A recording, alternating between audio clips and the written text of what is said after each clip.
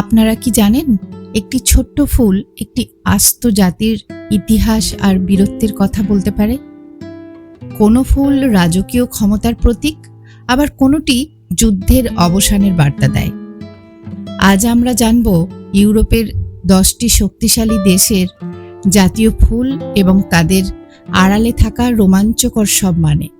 এশিয়ার 10টি দেশের জাতীয় ফুল ও তার প্রতীক নিয়ে আমার আগের ভিডিওটা যদি কেউ মিস করে থাকেন অবশ্যই দেখে নেবেন, লিংক ডেসক্রিপশন বক্সে দিয়ে দেব। আজকের ভিডিওটি বেশ রঙিন হতে চলেছে, চলুন শুরু করা যাক।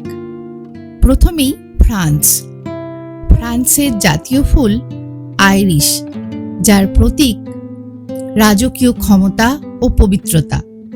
দ্বাদশ শতাব্দী থেকে এটি ফ্রান্সের রাজকীয় প্রতীক ও এটি আভিজাত্য এবং আনুগত্যের প্রকাশ ঘটায়।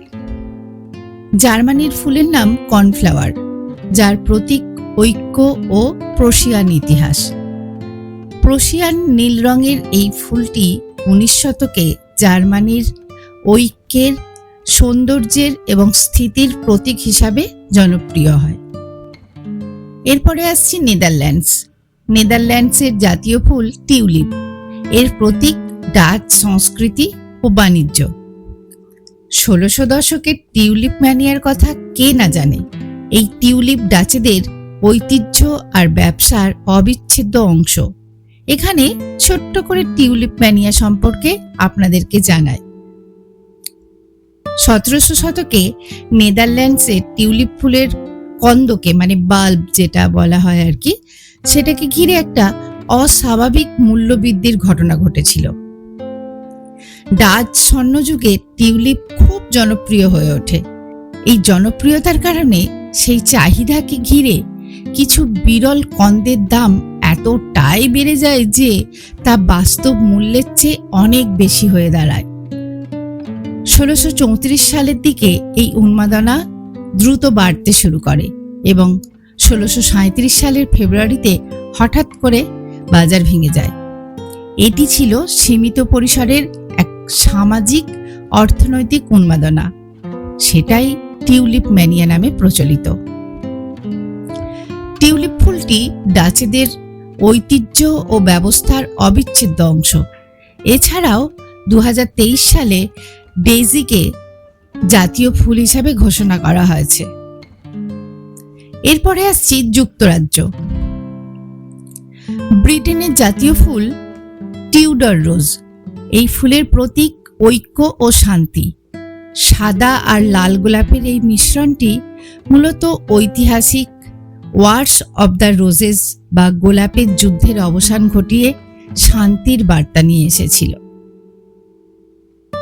এরপরে আসছে সুইজারল্যান্ডের জাতীয় ফুল এডেলুইস। এর প্রতীক সাহস, প্রেম এবং পবিত্রতা।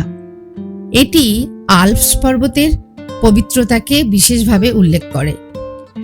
এই দুর্লভ ফুলটি কেবল আল্পসের কঠিন পরিবেশে জন্মায়, তাই এটি দুর্দম সাহসের প্রতীক। এরপরের দেশটির নাম হচ্ছে ইতালির জাতীয় ফুল সাদা লিলি।